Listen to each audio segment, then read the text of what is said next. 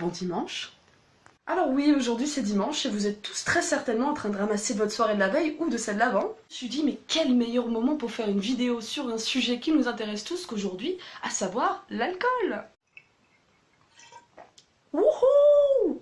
Moi j'ai une relation assez compliquée avec l'alcool, c'est à la fois entre l'amour passionnel et la haine viscérale. Et donc je me suis dit qu'aujourd'hui je pouvais vous raconter quelques histoires qui vous montreront cette haine, passion que j'ai envers l'alcool. Allez, on y va.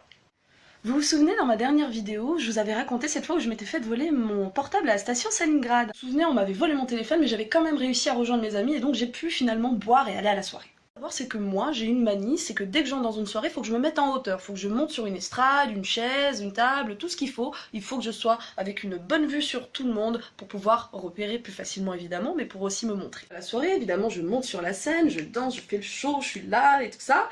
Puis je me dis, bah tiens, il faut que je descende de la scène maintenant. Et quelle meilleure façon de descendre d'une scène que d'en sauter? Shaim pourra en témoigner.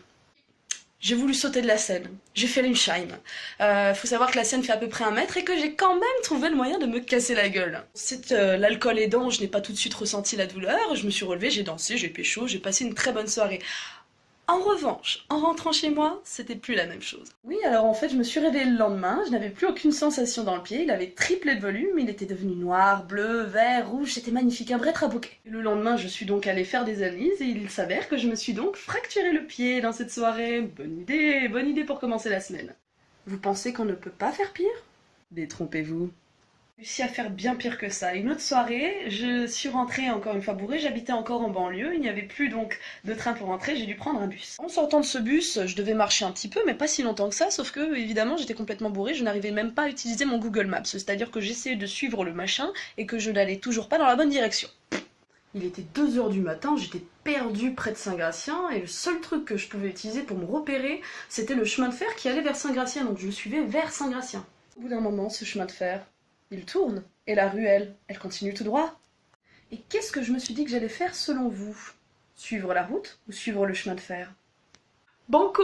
Je me suis dit que j'allais rentrer sur le chemin de fer pour bien pouvoir le suivre. Évidemment, au bout d'un moment, il faisait tellement noir que je me suis dit, oulala, là, je pense que je suis dans une situation un tout petit peu dangereuse quand même.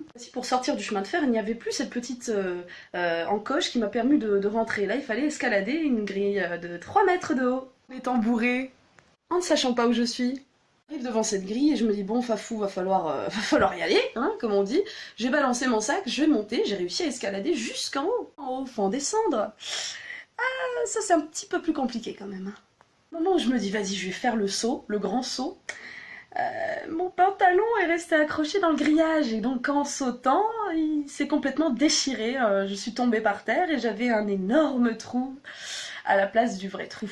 À partir de là, j'abandonne, je décide d'appeler un hitch et je mets mon manteau autour de ma taille pour éviter que tout le monde voit ce trou béant hein, dans mon derrière. Alors imaginez la tête de ma mère quand j'arrive à la maison avec ce trou béant dans mon derrière. À votre avis, que pense-t-elle qui s'est passé ce soir-là? Puis il y a aussi une autre chose, bizarrement quand je bois beaucoup, j'ai cette envie d'être indépendante et de me démerder toute seule et de m'allonger et de dormir quelque part où que je sois. Après une grosse cuite, un mercredi soir, j'ai décidé que je ne bougerai pas de la fontaine de Châtelet, que je resterai dormir là, même si on sait tous que l'endroit est vraiment mal choisi pour dormir. À San Diego, j'ai décidé de m'allonger dans la rue, en plein San Diego, sans connaître personne, et de crier que j'étais une femme indépendante et que je resterais là, quoi qu'il arrive, tout en restant évidemment près de mon vomi.